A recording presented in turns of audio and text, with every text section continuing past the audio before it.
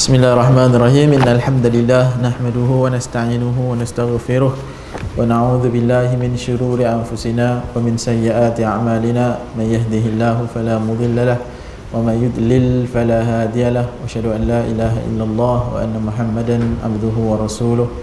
Ballagha ar-risalah wa adda al-amanah wa nasaha al-ummah wa kashafa al-ghammah wa jahada fi sabilillahi haqqa jihad hatta ataahu Allahu al-yaqin. Amma ba'd. فقد قال الله عز وجل في كتابه العزيز: أعوذ بالله من الشيطان الرجيم. يا أيها الناس اتقوا ربكم الذي خلقكم من نفس واحدة وخلق منها زوجها وبث منهما رجالا كثيرا ونساء واتقوا الله الذي تساءلون به والأرحام إن الله كان عليكم رقيبا. Alhamdulillah, tuan-tuan dan puan puan seorang aja tuan-tuan yang dimuliakan oleh Allah Subhanahu wa taala, setelah lama kita beruzlah daripada bulan 4, daripada bulan 4 akhir kita membahaskan kitab Umdatul Ahkam, kemudian datang Covid, lama juga ipoh ni kan duduk zon merah, sehinggalah bertukarnya pemerintahan bertukar banyak kali. Jadi alhamdulillah kita sudah pemerintahan bertukar Perdana Menteri. Maksudnya last session Perdana Menteri lain, session kali ni Perdana Menteri baru. Kita sampai kepada hadis, kalau dalam buku bahasa Melayunya hadis yang ke-98, masih lagi di dalam bab solat. Kita cuba habiskan hadis ini. Kita cuba bacalah sama-sama. An Abi Qatadah Al-Ansari radhiyallahu anhu qala anna Rasulullah sallallahu alaihi wasallam kana yusalli wa huwa hamilun Umamah bint Zainab binti Rasulillah sallallahu alaihi wasallam wa li Abil As bin Rabi' bin Abd Syamsin fa idza sajada wada'aha wa idza qama hamalaha. Hadis ni yang diriwayatkan oleh Imam Al-Bukhari dan Al-Imam Al-Muslim. Baik, hadirin yang dimuliakan oleh Allah Subhanahu wa taala, hadis ni banyak kali kita sebut. Saya ingat banyak kali saya sebut secara umum, sama ada perbahasan-perbahasan yang lalu dan juga perbahasan-perbahasan yang secara sepintas lalulah. Dan hari kita masuk kepada bab ini, iaitulah hadis ni diriwayatkan oleh Abi Qatadah. Dia kata anna Rasul sallallahu alaihi wasallam, Rasulullah itu pernah dia solat, dalam masa yang sama dia solat, dia dukung, dia hamil, dia mendukung Umamah, cucu dia ni, Umamah binti Zainab, cucu yang mana daripada anak dia Zainab, yang mana berkahwin dengan Abil As. Zainab kahwin dengan Abil As, dapat cucu yang bernama Umamah, dinamakan sebagai nama Umamah. Dan dalam cerita ini, kisah ini, Abi Qatadah ni dia kata ketika solat tu Nabi dukung Umamah ni, cucu dia ni. Dan bagaimana Nabi buat? Fa idza sajada wada'aha, ketika Nabi sujud maka Nabi pun letaklah Umamah ni di bawah. Ketika Nabi rukuk, Nabi tak letak lagi, Nabi masih pegang. Sebab itu mudahnya sahaja bila orang solat dengan mendukung baby, mendukung anak, maka dia sujud, maka dia pegang, pegang baby, maka dia pun sujud. Sama ada dia boleh dia pegang, dia sujud tu dia boleh, kalau dia sado, biasanya laki sado dia pegang dua-dua dia boleh pegang sebelah tangan, tak ada masalah, maka dia sujud. Sebelah tangan saja dia letak dekat lutut dia, tak menjadi syarat sah untuk rukuk, tak menjadi syarat sah untuk rukuk, dia mesti kena menyentuh lutut dia, tak menjadi syarat. Berbeza dengan sujud menjadi syarat sah sujud untuk menyentuh kedua-dua tangan. Maka kerana itulah dia waktu ketika dia sujud, dia kena letak baby yang dia pegang, kerana tangannya dia nak menyentuh, kedua tangan dia ni nak menyentuh tanah, menyentuh bumi. Kerana dia adalah antara termasuk syarat sah anggota yang kena dikenakan ketika sujud. Baik. Sebab itulah ketika sujud dalam hadis fa idza sajada wada'aha, ketika Nabi sujud maka Nabi pun letak Umamah, dhamir di sini balik kepada Umamah. Wa idza qama hamalaha, dan Nabi SAW ketika mana Nabi bangun barulah Nabi angkat dia balik. Maka di sini menunjukkan bahawasanya pergerakan yang sedikit tidak membatalkan solat. Harakah yasirah la tubtilus solah. Pergerakan yang sedikit tidaklah membatalkan solat. Adapun pergerakan yang banyak itulah yang membatalkan solat. Tukar lampin baby. Baby nangis pergi tukar lampin, cek batallah solat. Pergerakan yang banyak. Baby pergi lari, maka kita pun pergi kejar dia, pusing satu masjid. Lepas tu solat balik, batallah solat. Itu pergerakan yang banyak. Pergerakan yang banyak ini yang membatalkan solat, yang membatalkan solat ialah pergerakan yang tidak ada keperluan, dan juga pergerakan yang ada keperluan tetapi tidak darurat. Contohnya menggaru. Ada keperluan tak garu, ada gatal. Tapi kalau banyak lebih daripada 2 kali, maknanya 3 ke atas, maka membatalkan solat. Sebab 3 tu banyak dalam uruf mazhab Syafi'i, pergerakan yang banyak. Okey. Adapun letak baby ni tak perbuatan. Siapa pernah solat, yang pernah dukung baby, maka dia akan tahu. Dia takkan banyak gerak pun. Dia letak, dia dukung, dia sujud, kemudian dia letak. Maka tidak membatalkan solat. Hadis-hadis yang menunjukkan Nabi bergerak di dalam solat, maka dibawa semuanya adalah hadis-hadis yang sedikit pergerakannya. Adapun hadis yang seolah-olah nampak banyak pergerakannya, maka hadis itu ditafsirkan bahawasanya ia adalah pergerakan yang lid-darurah. Pergerakan yang banyak, maka tidak membatalkan solat. Misalnya tiba-tiba tengah solat ada anjing kejar, anjing masuk go, lalu kita pun lari pergi tempat yang selamat, maka tidaklah membatalkan solat, kerana lari itu untuk menyelamatkan diri. Tengah-tengah solat tiba-tiba nampak ada lipan masuk dalam seluar, masuk dalam kain. Masuk dalam kain, lalu kita pun pak kita pukul dia. Adakah membatalkan solat? Tak batalkan solat, kerana ia membahayakan diri. Jadi pergerakan yang banyak, ittifaq ulama, pergerakan yang lid darurah, pergerakan yang untuk darurat, maknanya dia perlu bergerak, walaupun lebih daripada 3 kali, sampai banyak kali pun tidak ada masalah.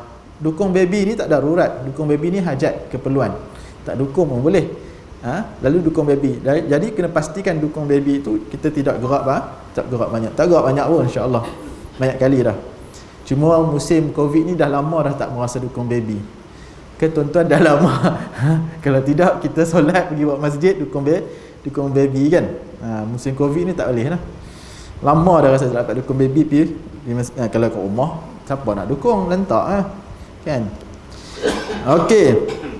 Baik, itu adalah kefahaman yang kita dapat daripada hadis ini. Hadis yang seterusnya berkaitan dengan hadis An Anas bin Malik radhiyallahu anhu anin Nabi sallallahu alaihi wasallam qala i'tadilu fis sujud wa la yabsut ahadukum dhira'aihi inbisatil kilab. Nabi sallallahu alaihi wasallam bersabda, maka lakukanlah sujud dengan i'tidal, dengan sederhana. I'tadilu tu, i'tidal tu maksudnya sederhana. Maksudnya ialah tak adalah kita nak buka sangat dan tak ada sampai tu tutup. Maksudnya buka tapi tak adalah sampai agak-agak lah buka sampai macam nak bagi orang cium bau ketiak tu. No. Buka dan sederhana sebaris sahaja dengan kita punya ni. Dan Nabi larang, Nabi kata wala yabsut ahadakum dhira'aihi, dan janganlah dia buat dia punya dhira' dia ni, dia punya kedua lengan dia ni jangan dia tutup macam mana anjing tutup.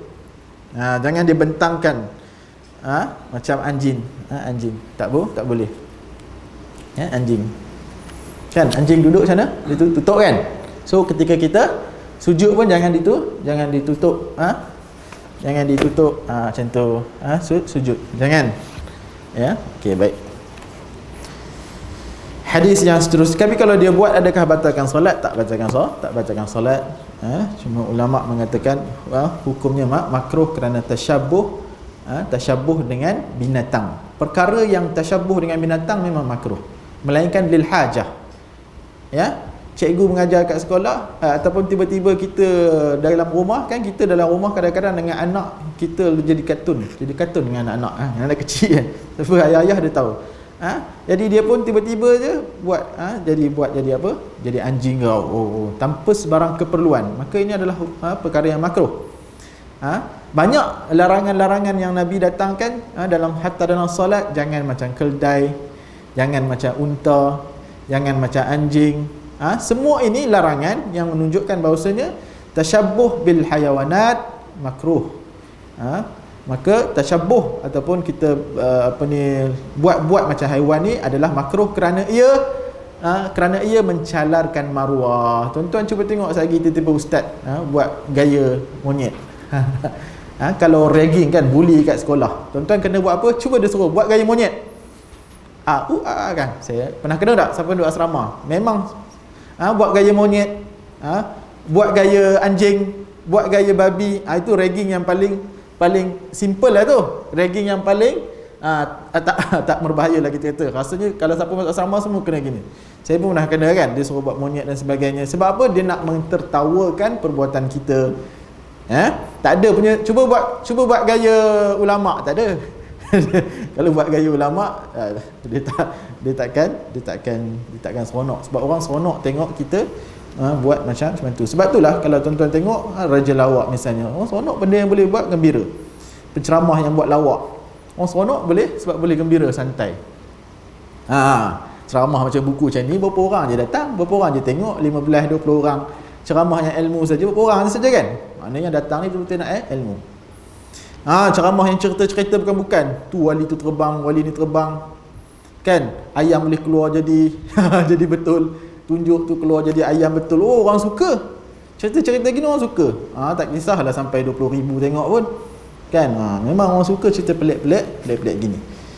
Okey, baik. Tapi qala Rasul, qala Nabi, qala Allah Ta'ala ni ramai yang rasa dia berat, betul, ramai yang tak tengok, melainkan illa man rahimahullah, melainkan orang yang Allah Subhanahu Wa Taala bagi hidayah, dia suka dengar kalam Allah dan kalam Rasul. Okey, baik. Okey, berhenti dekat situ, kita masuk bab 15. Dalam buku ni bab 15. Bab keharusan tamakninah dalam rukuk dan sujud. Bab wujubut tamakninah fi ar-ruku' was sujud. Al-hadis yang ke-101. An Abi Hurairah radhiyallahu anhu anna Rasulullah sallallahu alaihi wasallam dakhala al-masjida fadakhala rajulun fasalla. Satu hari Nabi sallallahu alaihi wasallam masuk masjid. Rasulullah sallallahu alaihi wasallam masuk masjid. Lalu dia nampak ada satu orang lelaki. Ni cerita Abu Hurairah lah. Abu Hurairah dia memang duduk kaki masjid. Pasal apa Abu Hurairah kaki masjid? Abu Hurairah min ashabi suffah. Dia memang duduknya di masjid. Abu Hurairah asalnya Yaman. Orang Yaman Abu Hurairah. Lalu dia masuk Islam. Ketika dia masuk Islam, ibu dia masih lagi belum Islam. Kemudian dia minta suruh Nabi SAW doakan supaya ibu dia masuk Islam. Dan Nabi doakan, Masya Allah, ibu dia masuk Islam. Kemudian Rasulullah SAW dia ceritalah, dia nampak kisah ni. Rasulullah duduk dalam masjid, kemudian masuklah seorang lelaki. Lelaki ni pun solat. Solat sendiri-sendirilah. Jamaah dah habis, lelaki ni pun solat sendiri-sendiri. Lalu bila habis sahaja lelaki ni solat, kata dia, thumma jaa fasallama ala nabi. Dia pun jumpa Nabi, dia bagi salam, Assalamualaikum. Lalu Nabi pun jawab, lalu Nabi pun kata irja'. Fi'il amar, irja'. Kembalilah solat. Irja' fasalli fa innaka lam tusalli. Kembalilah solat. Pi solat balik, sesungguhnya hang belum lagi solat. Lalu dia pun solat kembali. Faraja'a fa salla kama salla. Dia pun solat balik macam dia solat yang first tadi. Lalu dia datang jumpa Nabi, dia bagi salam lagi, Nabi jawab salam. Dalam riwayat ni tak bagi tahu jawab salam lah, dia ikhtisar, dia meringkaskan. Dalam riwayat yang lain ada. Kemudian Nabi sebut benda yang sama, irji' fa salli fa innaka lam tusalli. Kamu balik, pi solat balik, sesungguhnya hang belum solat lagi. Sebab apa hang belum solat? Sebab solat dia tu tak sah. Ini kena faham. Solat dia tu batal. Sebab tu Nabi suruh dia solat balik. Apabila kita kata solat dia tak sah, maka ia berkaitan dengan arkanus solat, rukun-rukun solat. Sebab tu Nabi suruh solat balik. Kalau solat dia sah, Nabi akan kata tak payah solat balik. Nabi akan bagi tahu sahaja, sepatutnya kamu buat begini dan begini, kami buat begini dan begini. Nabi tak suruh ulang. Bila Nabi suruh ulang, bermaksud ada perbuatan dia yang tidak sah, yang membatalkan solat berkaitan dengan rukun. Maka hadis ni dia adalah umdah. Hadis ni adalah satu hadis yang menunjukkan apa yang Nabi akan ajar kat sini adalah rukun-rukun solat. Daripada hadis ni lah. Kalau orang tanya mana dalil rukun, yang pertama kena berdiri, kemudian kena baca Al-Fatihah, kemudian kena rukuk, kena sujud. Jangan kata orang jangan tahu, tak payah tahu dalil lah. Ni dalil dia satu ya, bukannya banyak mana pun. Senang saja. Kan? Tapi masalahnya suka sangat tak nak jawab. Orang awam. Kan? Daripada dia jawab, orang awam tak betul dalil bla bla, dia jawab, ni dalil dia. Selesai masalah. Tak payah nak bebel panjang. Dia faham ke tak faham, itu dia punya hak. Okey, ni dalil dia. Nabi suruh, irji' fa salli fa innaka lam tusalli. Sampailah tiga kali. Kali ketiga orang tu datang. Dia kata faqala, orang ni datang penat dah. Dia tanya, faqala walladhi ba'athaka bil haqq ma uhsinu ghairahu fa'allimni. Dia kata yang mengutuskan kamu dengan kebenaran, lelaki yang solat tadilah, yang solat salah tadi. Dia pun jumpa lagi, dia jumpa Nabi. Oleh kerana Nabi suruh diulang balik, dia pun kata, yang mengutuskan kamu dengan kebenaran wahai Nabi, aku tak boleh nak buat yang lebih baik daripada apa yang aku buat tadi. Maksudnya dia ni jahil. Maka dia suruh fa'allimni, ajarkan aku. Maka kaedah ni sangat penting tuan-tuan. Apabila orang tu sendiri berkehendakkan untuk diajar, maka ketika itu kita tinggal nak bubuh letak saja. Daripada kita paksa orang. Sebab tu saya tak apa suka sangat. Bukan tak apa sukalah nak kata kewajipan kan. Kelas-kelas yang kita buat, kelas-kelas wajib ni, kelas-kelas wajib, bukannya ramai yang kalau kata-kata wajib datang. Tak ramai yang datang tuan-tuan. Walaupun syekh-syekh besar. Kat Mesir tu orang Malaysia berkerat je datang tuan-tuan. Mesir. Yang lain tu semuanya tak mari. Jadi tetapi apabila ini kesediaan orang ni dia nak tahu, maka ketika itulah Nabi kata, maka dia akan cepat absorb. Dia kata alim ni, ajarkan aku. Kat sini ada satu hikmah dalam tarbiyah lah. Kemudian Nabi pun start ajar. Nabi kata apa? Idza qumta ila salah. Cuma Nabi ajar, Nabi ajar dia tamakninah. Bahagian ni kenapa tak ada pun sebut tamakninah, tetapi dalam riwayat yang lain ada disebutkan berkaitan ni. Bahkan para ulama kebanyakannya meletakkan hadis ini di bawah tamakninah. Menunjukkan mereka faham bahawasanya apa yang kurang pada lelaki ini ialah tamakninah. Dia tak tamakninah. Lalu Nabi pun sebut. Nabi kata apa? Idza qumta ila salah, jika kamu diri kepada solah, ini adalah rukun yang pertama. Al-qiyam, rukun yang pertama. Dalam mazhab Syafi'i kita ada berapa rukun tuan-tuan? 13. Masya-Allah. 13 rukun. Ni rukun yang pertama. Idza qumta ila salah, apabila kamu dirikan salah, fakabbir, maka takbirlah. Ini rukun yang kedua. Rukun yang kedua iaitu takbiratul ihram. Thumma qra' ma tayassara ma'aka minal Qur'an, maka kamu baca apa yang kamu mampu daripada Al-Quran. Dekat sini jadi isu sikit pasal Nabi tak kata thumma qra' ummal kitab, ataupun Nabi tak kata thumma qra' Fatihatul kitab. Nabi kata thumma qra', kamu bacalah apa yang kamu mampu daripada Al-Quran. Oleh kerana itu mazhab Hanafi dia kata apa? Sah solat seseorang itu walaupun dia tak baca Al-Fatihah, walaupun dia mampu baca Al-Fatihah. Ni mazhab Hanafi, dia khilaf dengan mazhab jumhur. Based on hadis ni lah dia kata thumma qra' ma tayassara minal Quran. Sedangkan mazhab jumhur mengatakan tak sah solat tanpa membaca Fatihatul kitab bagi orang yang mampu. Bagi yang tak mampu masuk Islam, dia baru masuk Islam, dia tak tahu macam mana nak cakap dalam bahasa Arab, alhamdulillahirabbil alamin, maka dia boleh translate to her language. Her pula. Selalu dia masuk Islam ni perempuan kan. Jadi dia boleh translate kepada bahasa dia dulu. Dia baca kan, dia boleh translate bahasa dia, boleh cakap dalam bahasa dia. Sementara dia belajar dalam masa yang dia belajar dengan syarat dia kena keep belajar, maka dia diberi rukhsah selagi mana dia belum habis, maka dia dibolehkan bacaan-bacaan begini. Okey, faham tu? Dan dalam riwayat yang lain menunjukkan secara spesifik thumma qra' ummul kitab. Menunjukkan bahawasanya bacalah ummul kitab. Maka rukun yang ketiga ialah membaca al-Fatihah. Ni jumhur lah. Sebab apa? Next hadis kita akan tengok. Ada Nabi SAW beritahu apa? La salata liman lam taqra' Fatihatul Kitab. Tidak ada solat bagi mereka yang tak membaca Fatihah Ummul Kitab. Faham tu? Okey. Jadi ditafsirkan dekat sini summa qra' ma tayassara minal Quran ni ialah selepas Fatihah. Selepas Fatihah tu ialah bacalah apa-apa yang kamu mampu tayassar minal Quran. Kalau tak mampu tak payah baca. Yang penting Fatihah saja. Summa raka' hatta, kemudian rukuk. Kat sini. Kemudian rukun yang keempat adalah rukuk summa raka' hatta tatma'inna raki'an. Tatma'inna ni ulang banyak kali dalam riwayat ni. Tatma'inna ni maksudnya Tamakninah ni itmi'nan, ketenangan. Ketenangan ni dia mesti kena relax. Dia tak boleh cakap macam yang itu tak ada ketenangan. Dia ada stop, full stop, dia ada ketenangan. Boleh ke boleh? Boleh ke boleh. Summa raka' hatta tatma'inna raki'an, dia rukuk dalam keadaan raki'an, maksudnya tamakninah tu apa? Para ulama kata sekadar dia boleh sebut satu subhanallah. Subhanallah. Dah cukup dah.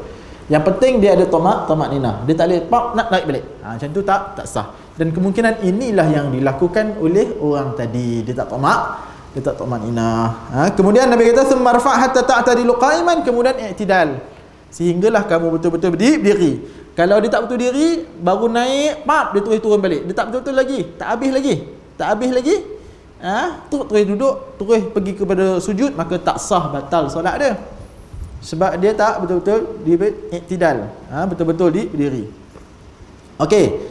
Melainkan dia ada sakit bongkok, dia bongkok lah orang tua. Rukuk dan sujud dia lebih kurang saja. Bangkit sikit. Kan, kemudian dia rukuk. Tapi yang penting dia ada tamakninah. Okey. Itu adalah rukun yang berapa dah? Kelima ke keenam. Kemudian summa sujud, kemudian dia sujud sehinggalah tatma'inna sajidan, sehinggalah dia ada tamakninah dalam sujud dia. Kemudian dia dia duduk antara dua sujud hatta tatma'inna jalisan, sehinggalah dia tamakninah dalam duduk antara dua sujud dia. Kemudian Nabi kata waf'al dzalika fi salatika kulliha, buatlah semua benda ni macam ni dalam solat kamu semuanya. Maka kesemua ini yang disebutkan ini adalah rukun. Ditambahkan lagi beberapa rukun lagi ditambahkan dalam hadis yang lain, ialah tasyahud al-akhir. Duduk tasyahud al-akhir, kemudian baca baca tasyahud al-akhir dengan baca selawat. Baca selawat ke atas Nabi. Kemudian tertib, cukuplah 13. Kenapa tertib? Sebab dalam apa dalil tertib? Senang saja. Orang minta apa dalil tertib ni? Dalam hadis ni Nabi kata apa? Thumma kan? Thumma. Cuba tengok, ada thumma.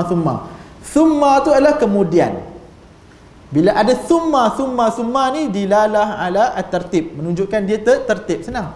Thumma ni kemudian. Macam saya kata, orang awam pun senang faham. Saya pergi ke masjid, kemudian ke Hadramaut, kedai Hadramaut, kemudian balik ke rumah. Maksudnya kita faham apa maksud dia pergi masjid dulu kan? Kemudian dia pergi Hadramaut, kemudian dia pergi balik rumah. Tapi kalau saya kata saya pergi masjid dan restoran dan padang dan Baitul Sunnah, adakah maksudnya kita faham dia pergi ke awal dulu kemudian tak semestinya kan? Boleh jadi dia pergi yang akhir dulu. Kan, sebab dia kata dan tu, bila kata the wa, dan tu wa dalam bahasa Arab tidak menunjukkan tertib. Sebab tu nanti banyak kes bila dibincangkan, bila ada wa dalam Al-Quran ataupun dalam hadis, maka ia menunjukkan, contohnya dalam wudu. Dalam wudu.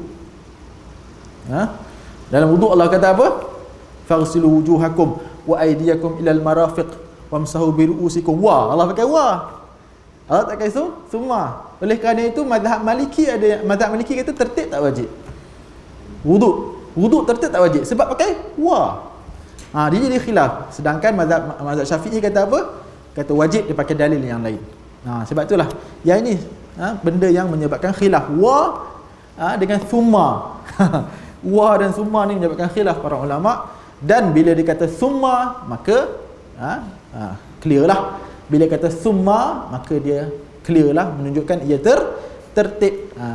Sebab dia ada menunjukkan kemudian buat apa, kemudian menunjukkan adanya tertib di situ. Okey. Wallahu a'lam bissawab. Ada soalan setakat ni? Ada soalan, tinggal akhir sekali. Kemudian hadis yang seterusnya, bab al-qiraah fi as-salah.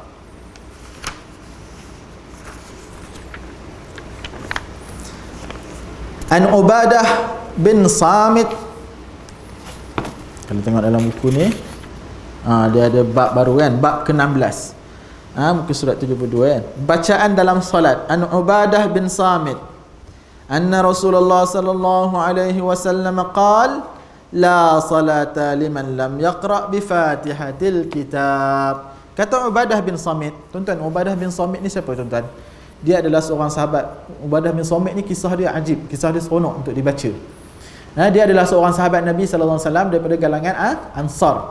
Dia antara orang first kali, antara 12 orang pertama yang daripada Taif, ketika itu Taif belum Madinah lagi, dia pergi ke perjanjian Bai'ah Al-Aqabah Al-Ula. Perjanjian Aqabah yang pertama 12 orang, termasuklah Ubadah bin Samit. Dia pergi bai'ah kepada Nabi, masuk Islam. Kemudian balik, dan Nabi SAW hantar satu orang untuk ajarkan dekat Taif lah, kita tu nama tu Madinah. Kemudian Bai'ah Al-Aqabah Al-Thaniyah pun dia ada. Bai'ah Al-Aqabah Al-Thaniyah pun dia datang lagi. Ketika itu ada 70 orang, 2 orang perempuan, lebih kurang lah, ada khilaf sikit nombor. Dia pun ada. Dan Ubadah bin Samit ni, dia tak pernah pun tak ikut perang. Semua perang dia ikut. Sampailah ketika pada zaman Khalifah Umar, Ubadah bin Samit ni dihantar untuk membuka Mesir, untuk menawan Mesir. Raja Mesir ketika itu siapa tuan-tuan? Raja Muqawqis, Raja Mesir. Ketika tu Amr bin As.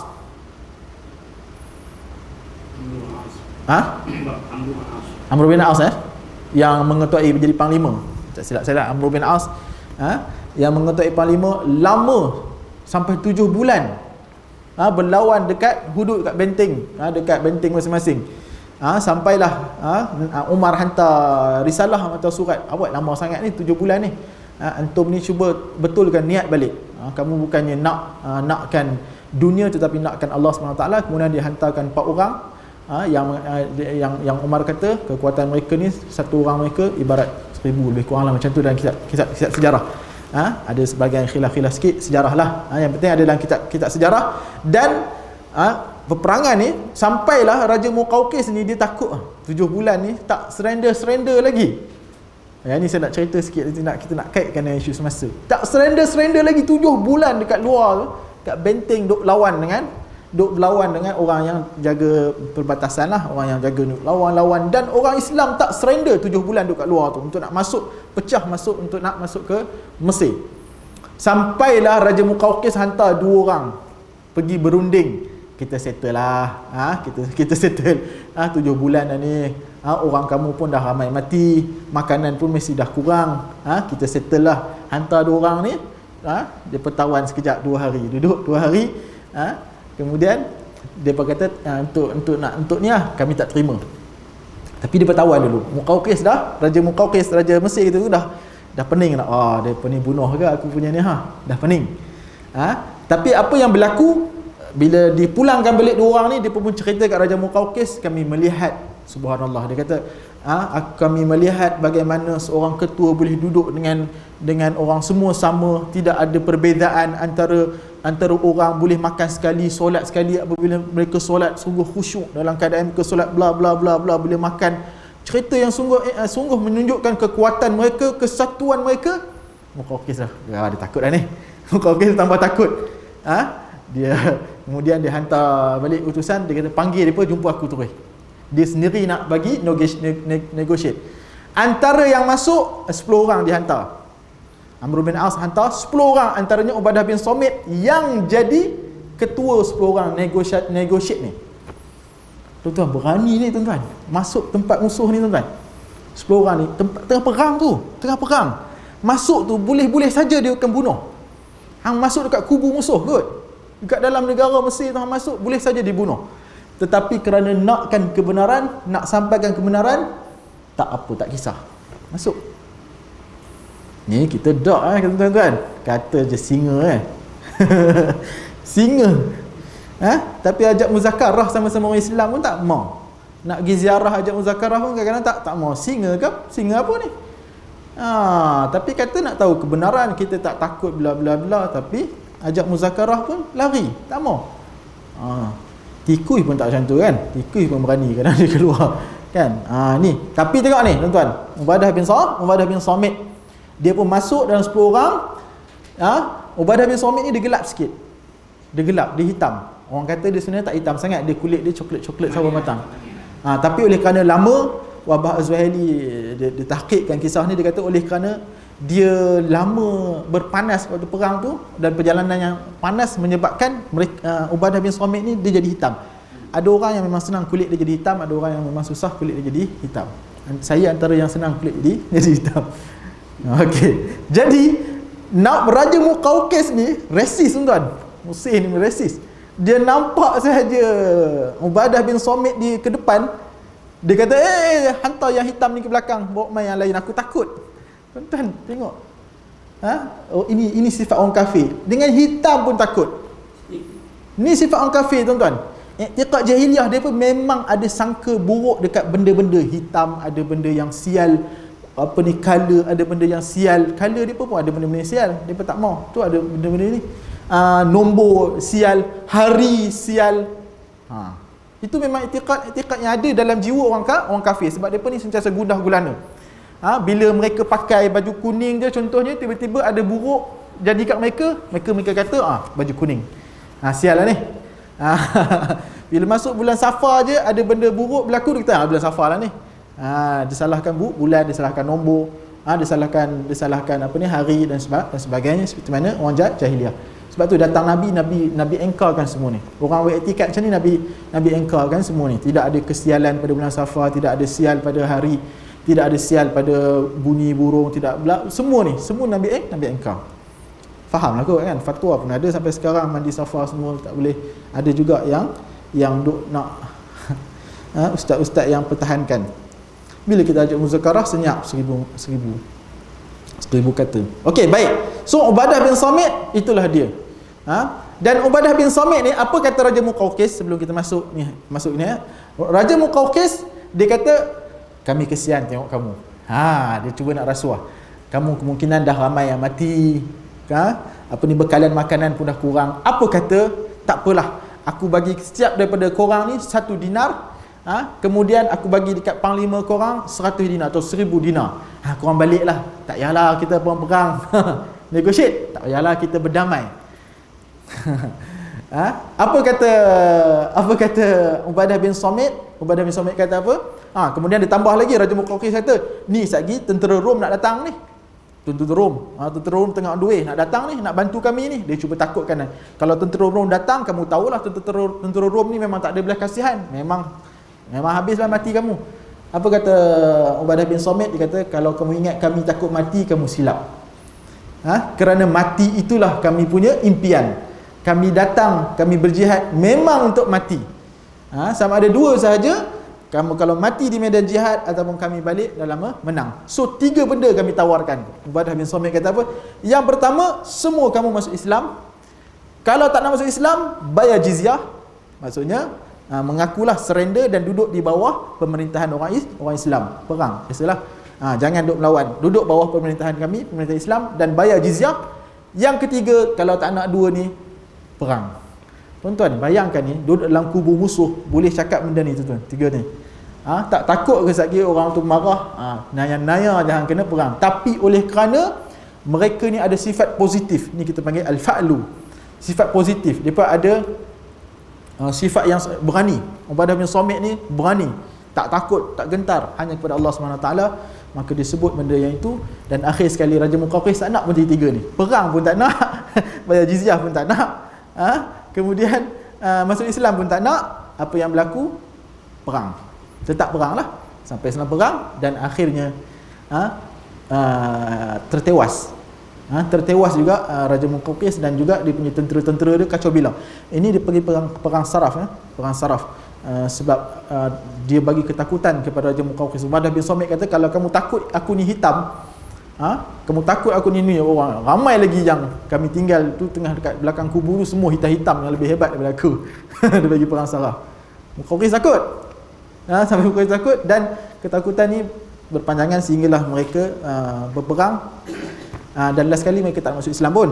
Cuma mereka setuju pergi kepada tawaran yang kedua, iaitu duduk di bawah penguasaan Islam dan bayar jizyah. Itulah al-Fath, pembukaan kota Mesir, Muqawqis. Dengan kisah Ubadah bin Samit. Subhanallah. Okey, boleh tuan-tuan. So kalau orang ajak muzakarah jangan takut, sama-sama Islam je kan. Kata Ubadah bin Samit, dia kata apa? Dia kata qala la salata liman lam yaqra bi Fatihatil Kitab. Tidak ada salat bagi mereka yang tidak membaca Fatihatil Kitab. Maka di sini sepakat para ulama, terutamanya kita cerita mazhab Syafi'i, sepakat ulama Syafi'iyah mengatakan salat kesemuanya mestilah membaca al-Fatihah. Semua membaca al-Fatihah, melainkan illa man syadza, yang syuzuz daripada mazhab Hanafi katakan tak baca Fatihah pun tak apa, sah. Yang penting baca sebahagian apa-apa je, qul huwallah pun boleh. Tak, itu adalah pandangan yang tak tepat. Pandangan yang tepat adalah sepakat solat, sepakat semua ulama, melainkan mazhab Hanafi mengatakan solat perlu baca Fatihah, sama ada bagi imam ataupun orang yang solat munfaridan, solat secara sore-sore. Tapi kalau solat dia menjadi makmum, khilaf lagi. Hanabilah, mazhab Hanbali kata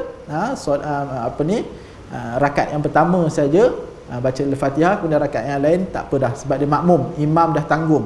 Mazhab Syafi'i kita, dan ini yang rajih, mengatakan kena baca tiap-tiap rakaat, walaupun antum jadi makmum kena baca, walaupun solat sirri, walaupun solat jahri. Imam solat maghrib pun dah kuat dah, kita pun kena imam solat solat sirri, kita pun kena baca al-Fatihah.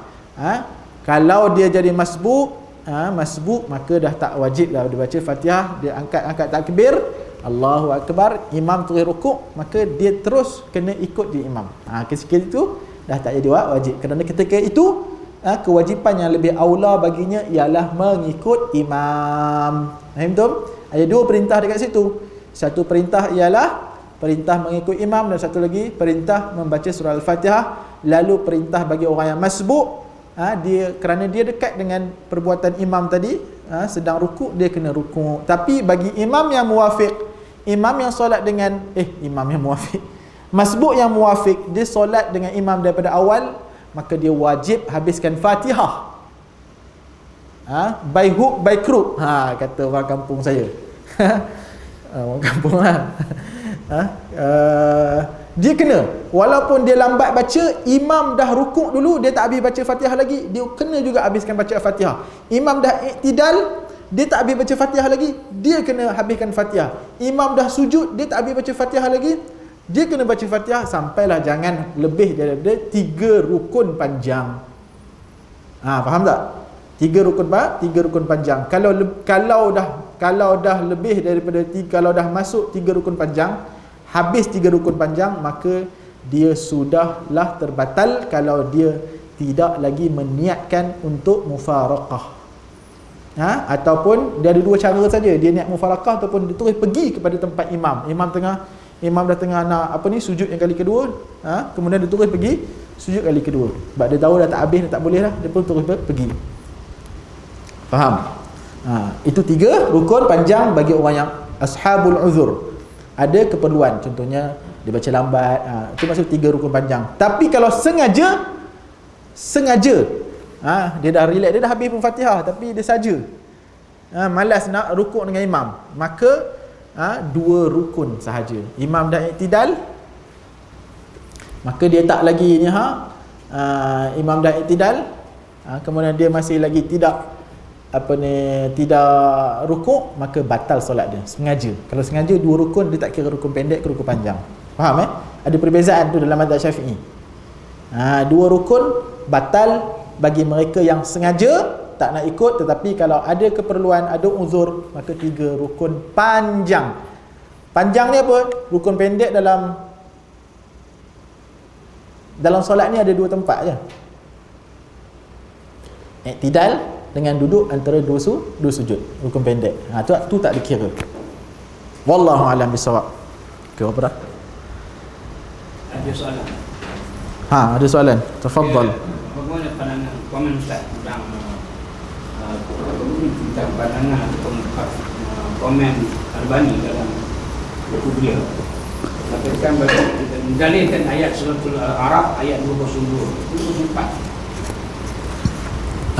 Bila dengar imam baca Quran, itu dianggap kena diam. Kita baca haram. Dia kerana Fatihah itu campur 5.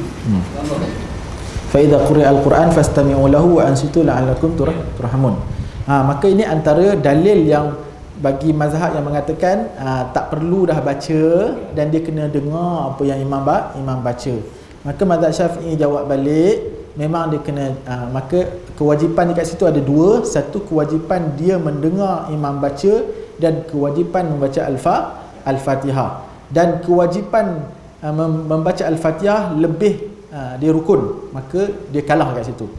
Mendengar tu perlu, tetapi dalam masa yang sama dia kena settlekan kewajipan membaca Fatihah tu dulu. Itu jawapan dia. Sedangkan mendengar, kewajipan mendengar bacaan Al-Quran itu, maka dia tertakluk banyak perkara. Ada orang yang dalam keadaan something, dia tak boleh dengar bacaan Quran, dia terpaksa cakap, maka diharuskan bercakap. Dia banyak benda yang diharuskan untuk bercakap walaupun dia mendengar bacaan Al-Quran. Tetapi surah Al-Fatihah, maka kewajipan terhadap semua solat. La salatan yang kita baca tadi kan, la salata liman lam yaqra bi Fatihatil Kitab. Yang menunjukkan kalau dia tak baca membatalkan solat. Oleh kerana itu dia kena baca, dan the rest, dan selepas dia habis baca Fatihah, maka kewajipan dia ketika itu ialah dia dengar pula apa yang imam baca. Dia tak boleh nak ikut apa yang imam baca. Dia kena dengar. Dia tak boleh nak ikut imam baca qul Allah, dia pun qul huwallahu ahad, dia pun baca. Tak boleh, dia kena dengar. Dia kena, kalau dia nak baca pun baca dalam hati. Dia kena dengar ketika itu. Wallahu alam bisawab. Seterusnya, hadis yang seterusnya. Macam tadi Ustaz, ya, nak bagi kewajipan mendengar tu kan. Boleh kena sembahyang jemaah tu, kerana nak bagi peluang kepada makmum untuk mendengar surah yang dibaca oleh imam. Jadi imam itu saktah. Ya. Dalam mazhab Syafi'i dia ada isu as-saktah. As-saktah maksudnya lepas dia baca Al-Fatihah, habis baca amin, maka dia stop sekejap. Kadar supaya orang boleh. Sebab itulah dalam isu ni mazhab Syafi'i dia nak menjamakkan antara 2 kewajipan ini, antara kewajipan membaca surah Al-Fatihah dan juga kewajipan mendengar imam baca. Maka dia kata kat situ kena saktah. Kena saktah, iaitu lepas amin imam dia relax. Dia relax, tapi bukan saktah yang lama. Saktah dia tak saktah lama, tapi relax sekejap, kemudian dia baca, bukan lama sangat. Maka ketika itu kita sebagai makmum, kita tak boleh nak baca lambat-lambat. Sebab kita kena ingat kita makmum, kita kena follow. So kita kena baca laju-laju. Tak boleh lagi bismillah Bismillahirrahmanirrahim. Itulah nak tarannum. Bayati semua keluar. Kena. Tak boleh. Kat situ dia kena baca. Laju-laju Bismillahirrahmanirrahim. Alhamdulillahirabbil alamin arrahmanirrahim maliki yaumiddin. Baca laju-laju. Supaya apa? Dia selesai habis, kemudian dia. Begitu juga kita boleh kiaskan banyak benda. Seperti mana solat kan, mendengar khutbah pun wajib. Ni banyak isu ni. Mendengar khutbah pun wajib. Mendengar khutbah wajib, dan juga bila kita datang, sebagian ulama kata wajib solat tahiyatul masjid. Jumhur kata sunat. Tapi tetap juga kena solat tahiyatul masjid. Walaupun mendengar khutbah tu wajib, tapi Nabi kata fal yatajawazu bainahuma fihima. Tapi kena buat cepat-cepat, ringkaskan. Jangan nak panjangkan baca. Kena ringkaskan, kemudian duduk dengar khutbah. Walhal khutbah wajib. Tapi ketika itu walaupun dia bertembung antara dua perkara yang diperintahkan, solat pun perlu. Wallahu alam. So banyak benda lah, banyak benda lagi dalam kita boleh kaitkan. Hadis yang seterusnya, an Jubair ibnu Mut'im radhiyallahu anhu qala sami'tu an-nabi sallallahu alaihi wasallam qala yaqra fi al-maghrib bit-tur. Saya jadi pening sikit. Satu baca buku bahasa Melayu, satu lagi berbahasa Arab. Bahasa Arab kiri ke kanan kan? Kanan ke kiri. Yang ni kiri ke kanan. Saya terbuka ke sebelah-sebelah. Okey, hadis dia Jubair Ibnu Mut'im, dia kata apa? Aku dengar Rasulullah sallallahu alaihi wasallam baca dalam waktu maghrib bit-tur. Bit-tur, surah At-Tur. Wat-tur wa kitabin mastur fi raqqin mansyur wal baitul ma'mur. Dan seterusnya. Panjang juga surah At-Tur ni. Ni antara surah-surah yang Nabi baca. Okey. Yang ke-15 ni tak ada adalah siapa yang nak ikut sebab membacanya luas, dengan syarat dia meraihkan makmum. Kemudian kalau dia nak baca At-Tur pun tak ada masalah, dia nak amalkan dengan hadis ni, insya-Allah dia dapat sunnah. Sebab Nabi pernah baca At-Tur dan sahabat riwayatkan secara spesifik Nabi baca At-Tur, dia boleh baca. Anil Barra bin Azib radhiyallahu anhuma anna Nabi sallallahu alaihi wasallam kana fi safarin. Yang ni penting. Nabi daripada Barra bin Azib. Barra bin Azib dia kata apa? Nabi sallallahu alaihi wasallam kana fi safarin. Nabi di dalam keadaan safar bersama para sahabat. Fa sallal isya al-akhirah, dan Nabi solat al-isya. Nabi solat al-isya, kemudian Nabi qara'a fi ihdar raka'atin. Nabi baca di salah satu dua rakaat yang pertama, sebab jahar salah satu rakaat ni Nabi qasar lah kan, dalam safar solat isyak jadi dua rakaat, maka Nabi baca salah satu rakaat. Nabi baca apa? Wattini wazzaitun, pendek. Waturi sinin wa hadzal baladil amin. Surah ni pendek. Fama sami'tu ahadan. Barra bin Azib kata, aku tak pernah dengar satu orang yang suara dia sungguh enak, dan bacaannya sungguh enak daripada Nabi SAW. Maka bacaan Nabi memang sangat baik dan sangat bagus. Sebab itu dalam hadis ni kita dapat dua perkara yang sangat penting. Yang pertama ialah ketika musafir solat dekat RNR, jangan nak tunjuk jaguh, baca Ar-Rahman ma'ai, Rabih Ar-Rahman. Orang dalam keadaan tergesa-gesa, kamu pula baca surah Ar-Rahman. Lepas surah Ar-Rahman, idza waqa'atil wama'ai. Orang dengar pun kadang-kadang itu yang berlaku dekat RNR. Tuan-tuan jangan buat. Satu lagi dia berdiri panjang tu. Jadi orang lain nak semain rumah tak boleh. Itu pun sama. Dia macam rumah dia. Semua kampung dia. Betul. Kalaulah bacaan yang sememangnya Nabi kadang-kadang baca panjang. Isyak, tuan-tuan, isyak memang Nabi baca panjang. Kalau Nabi bermukim, isyak Nabi baca solat panjang. Nabi baca surah-surah yang panjang, dan yang paling panjang ialah dia bukan panjang lah, surah Maghrib Nabi baca paling pendek. Isyak Nabi baca sederhana panjang. Subuh paling panjang. Bacaan yang paling panjang. So dalam keadaan yang begitu sederhana pun, tetap bila safar Nabi nak memudahkan orang lain, tu dalam yang disyariatkan. Yang confirm sunnah dipanjangkan, Nabi pun pendekkan. Baca surah Wattini wa Zaitun dia. Ini kan pula orang yang duk zikir dengan doa apa yang panjang. No. Bagi orang yang solat dekat RNR dan sebagainya, ataupun solatnya dekat dalam mall dan sebagainya, maka selepas bagi salam sebaik-baiknya terus dia keluar, tak payah zikir, tak payah apa dah. Ya, ataupun dia nak zikir sikit, doa, Allahumma rabbana atina fid dunya hasanah wa fil akhirati hasanah wa qina adzabannar. Amin dah. Kalau nak doa sangat. Doa selesai. Orang lain tu tunggu, saya biasa kan. Kita bila ni tunggu punya lama. Benda ni tak perlu belajar pun tuan-tuan. Orang yang ada boleh fikir, dia boleh fikir. Dia ada common sense kita panggil. Orang tunggu lama tu hang duk pergi zikir panjang-panjang, hang duk baca surah panjang-panjang. Benda ni tak payah belajar. Cukuplah sekadar anda menjadi manusia untuk merasai, untuk memahami orang, untuk memahami keadaan sebegitu kan. Seterusnya kita habiskan 2 hadis lagi. An Aisyah radhiyallahu anha anna Rasulullah sallallahu alaihi wasallam ba'atha rajulan ala sariyatin.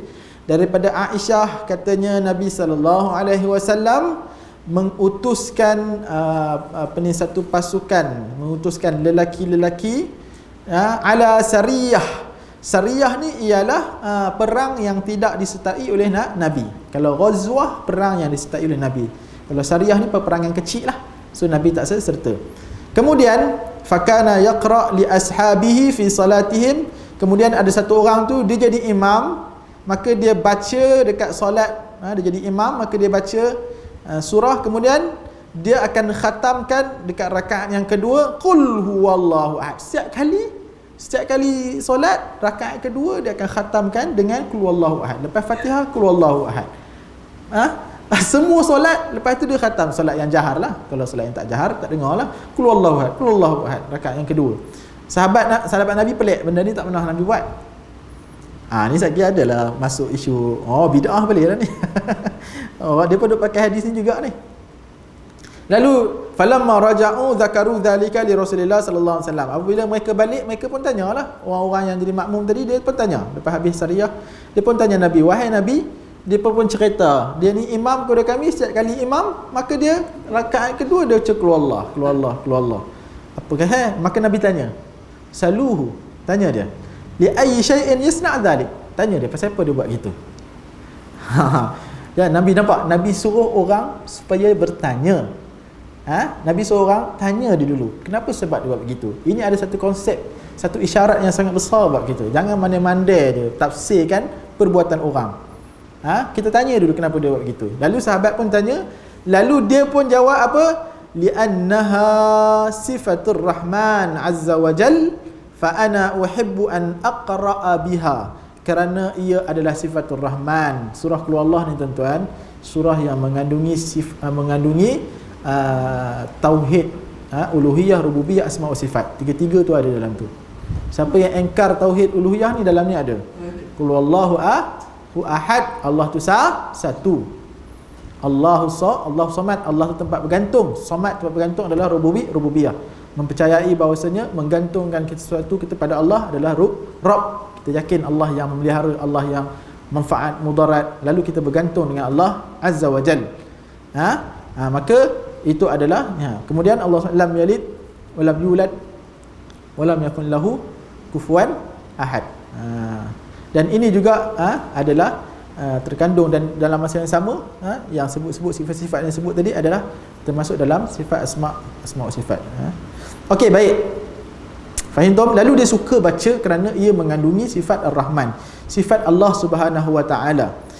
Lalu Nabi pun kata apa? Faqala Rasulullah sallallahu alaihi wasallam. Okey, lepas Nabi tahu bahawasanya dia suka baca qul huwallahu ahad kerana dia suka menyebut sifat-sifat Rahman, mengingatkan dia akan Allah Subhanahu wa taala, maka Nabi kata akhbiruh, bagi tahu dia sesungguhnya Allah Azza wa Jalla mencintai dia. Subhanallah. Dapat direct wahyu, Allah bagi tahu Nabi syarat bahawasanya Allah cintakan dia. Masya-Allah. Allah cinta kepada dia ni sebab dia cinta kepada Allah. Subhanallah tuan-tuan. Maka di sini menunjukkan, hadis ni adalah hadis yang clear sangat, menunjukkan bahawasanya surah Qul Allah adalah surah sifat Rahman. Ada di sana pandangan yang sesat, yang mengatakan tarikat batiniyah yang menyatakan bahawasanya Qul huwa kat situ Muhammad. Katakanlah Muhammad dan Allah itu adalah satu. Ini adalah dia nak naikkan Nabi Muhammad. Tariqah batiniyah ni selalu dia nak naikkan Nabi Muhammad ni sama level dengan Allah. Ini adalah hadis ni menjawab kebatilan i'tiqad tu, ditambah dengan salah faham nahu pun. Tu pun ada kiai-kiai yang duk sokong. Kita pun boleh sebab kiai cakap, kita pun okey lah, khilaf lah ulama. Pasal tok guru cakap, oh khilaf lah ulama. Ulama mana yang cakap lagu tu? Akal tak ada. Tak, benda ni benda yang serius. Subhanallah. Hadis yang terakhir, an Jabir radhiyallahu anhu anna Nabi sallallahu alaihi wasallam qala li Mu'adz. Nabi daripada Jabir radhiyallahu anhu, Nabi sallallahu alaihi wasallam berkata kepada Mu'adz, "Falaula sallaita." Wahai Mu'adz, kalaulah kamu jadi imam, maka kamu bacalah dan kamu baca sabbihisma rabbikal a'la, kemudian kamu baca wasyamsi waduhaha, kemudian kamu baca wallaili idza yakhsha, fa innahu yusalli wara'aka al-kabir wad-dha'if wa dhu al-hajah. Kalau kamu baca, kalau kamu solat, kamu baca yang ni cukup. Sebab Nabi tahu Mu'adz dia menjadi imam kepada orang-orang yang ada yang tua, ada yang lemah. Lalu Nabi pun bagi saranan kepada Mu'adz, baca ni cukup lah. Baca ni sabbihisma rabbikal a'la, tu pun panjang tuan-tuan. Sabbihisma rabbikal a'la tu, kalau kita baca tu kita rasa panjang. Kalau habiskan dalam satu rakaat tu, makmum pun dah bebel. Tapi ini kira pendek lah zaman Nabi. Zaman Nabi baca lagi panjang. Zaman sekarang yang pendek, yang panjang, setengah Quran tu dah kira panjang. Setengah Quran. Kalau habiskan bukan setengah Quran, setengah safhah,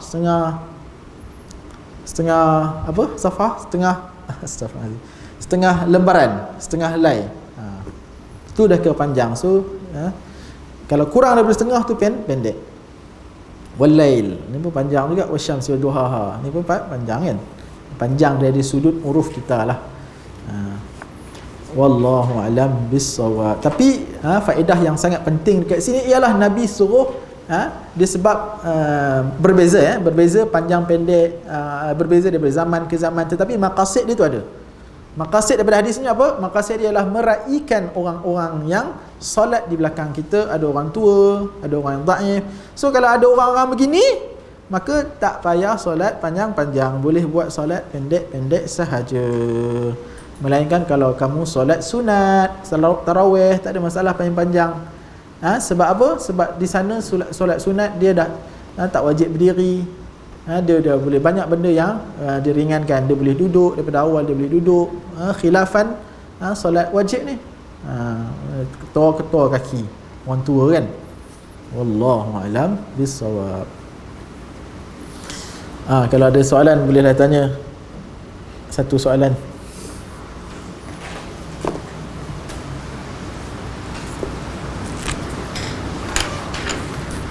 Kalau tak ada saya tanya. Okey.